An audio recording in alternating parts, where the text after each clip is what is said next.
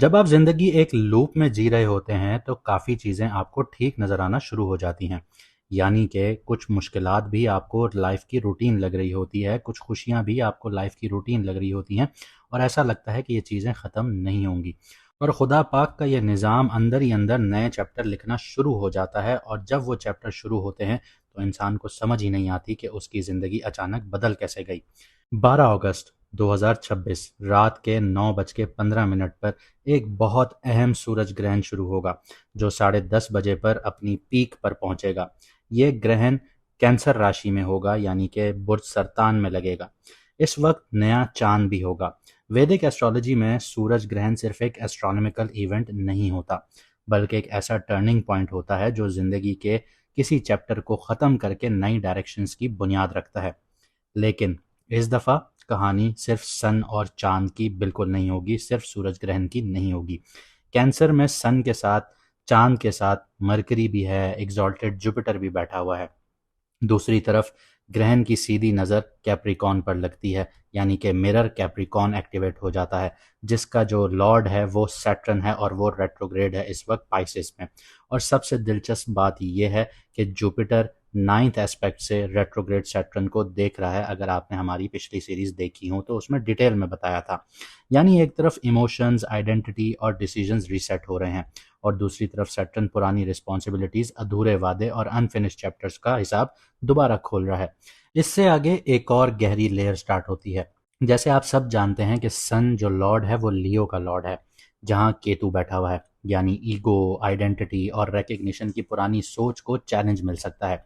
Mercury का जो अपना घर है विर्गो, उसमें नीच का वीनस बैठा हुआ है। इसलिए कम्युनिकेशन सिर्फ बातों तक महदूद नहीं रहेगी बल्कि रिलेशनशिप्स, वैल्यूज, फाइनेंसेस और प्रायोरिटीज को भी दोबारा इवेल्युएट करेगी। इसीलिए मैंने कहा कि ये सूरज ग्रहण सिर्फ एक आम सूरज ग्रहण नहीं है, ये एक कंप्लीट प्लानिटरी चेन रिएक्शन है। कुछ लोगों के लिए ये दौर नई अपॉर्चुनिटीज लेकर आ रहा है, कुछ लोगों के लिए पुराने सिस्टम टूटते हुए नजर आते हैं, कुछ लोगों को अपनी आइडेंटिटी दोबारा डिफाइन करनी पड़ेगी और कुछ लोगों को अपनी रिस्पॉन्सिबिलिटीज का नया मतलब समझना होगा। ये ग्रहण ना सिर्फ पॉजिटिव है और ना नेगेटिव। ये आपकी ज़िंदगी की उस बुनियाद को टेस्ट करेगा जिस पर आपने अपनी ज़िंदगी खड़ी की हुई है।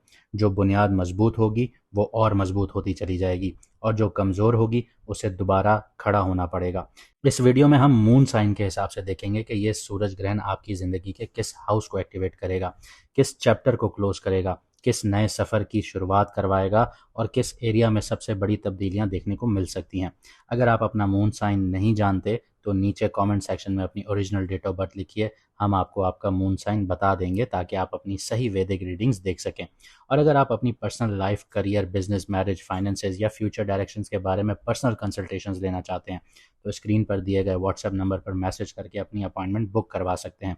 तो आइए देखते हैं 12 अगस्त का ये सूरज ग्रहण आपकी ज़िंदगी का कौन सा चैप्टर स्टार्ट करने जा रहा है या बंद करने जा रहा है। तो बात करते हैं एरीज मून साइन वालों की। तो 12 अगस्त को जैसे मैंने बताया सूरज ग्रहण आपकी कुंडली में अब फोर्थ हाउस में लग रहा है, कैंसर में।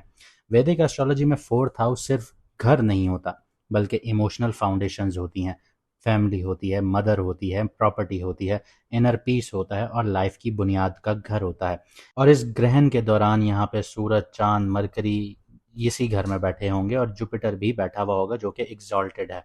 यानी ज़िंदगी आपके लिए सबसे पहले ये सवाल लेकर आ रही है, जिस बुनियाद पर आपने अपनी ज़िंदगी खड़ी कर रखी है, क्या वो वाकई मजबूत है? क्या आपके घर का माहौल इतना स्ट्रांग है या नहीं है, या आप सिर्फ एक दिखावा कर रहे हैं? लेकिन कहानी यहाँ ख़त्म नहीं होती। इस ग्रहण की सीधी जो एस्पेक्ट है, सेवन्थ एस्पेक्ट, वो आपके 10th हाउस पर पड़ती है जो कि आपका कैप्रिकॉन बनता है। 10th हाउस आपके करियर का घर है, रेपुटेशन का घर है, अथॉरिटी का घर है और प्रोफेशनल लाइफ का घर है। कैप्रिकॉन का जो मालिक है, लॉर्ड है, वो सैटर्न है जो कि रेट्रोग्रेड है इस वक्त पाइसिस में और जुपिटर की 9th एस्पेक्ट को रिसीव कर रहा है। यानी घर और करियर के दरमियान जो बैलेंस पिछले कुछ महीनों से बिगड़ रहा था, अब उसका फैसला होने का वक्त आ गया है। अगर आप सिर्फ करियर के पीछे भाग रहे थे और फैमिली को नज़रअंदाज कर रहे थे, तो ये ग्रहण आपको रुक कर घर की तरफ देखने पर मजबूर करवाएगा। और अगर आप सिर्फ इमोशनल कंफर्ट में रहकर अपनी प्रोफेशनल रिस्पॉन्सिबिलिटीज से बच रहे थे, तो अब करियर आपसे ज़्यादा कमिटमेंट डिमांड करेगा। ये दोनों एक्सट्रीम्स को बैलेंस करने का वक्त होगा। इस ग्रहण की एक और गहरी लेयर ये भी है कि आप इस वक्त साढ़े साथी के पहले फेज में हैं और उससे गुजर रहे हैं, और सैटर्न रेट्रोग्रेड हो चुका है आपके 12th हाउस में। यानी कि अब इंटेंस मूवमेंट शुरू हो चुके हैं। तो 12th हाउस में पिछले फैसले जो थे, इमोशनल बर्डन्स जो थे, अननेसेसरी खौफ जो था और अनफिनिश्ड रिस्पॉन्सिबिलिटीज़ जो थी, उनका रिव्यू होना शुरू होगा।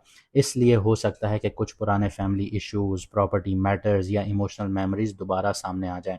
लेकिन इस दफ़ा मकसद उन्हें दोबारा जीना नहीं है, बल्कि उन्हें क्लोज करके आगे बढ़ना होगा। करियर के हवाले से बात की जाए तो अगले कुछ चंद महीनों में रिस्पॉन्सिबिलिटीज़ बदल सकती हैं। कुछ लोग डिपार्टमेंट चेंज कर सकते हैं, कुछ लोग रीलोकेशंस का फ़ैसला कर सकते हैं, और कुछ लोगों को वर्क फ्रॉम होम या फैमिली कमिटमेंट्स की वजह से अपना प्रोफेशनल रूटीन एडजस्ट करना पड़ सकता है। अगर आप बिज़नेस करते हैं तो ऑफिस सेटअप्स, बिज़नेस लोकेशन या ऑपरेशनल जो स्ट्रक्चर है, उसको दोबारा ऑर्गेनाइज करने की ज़रूरत पड़ सकती है।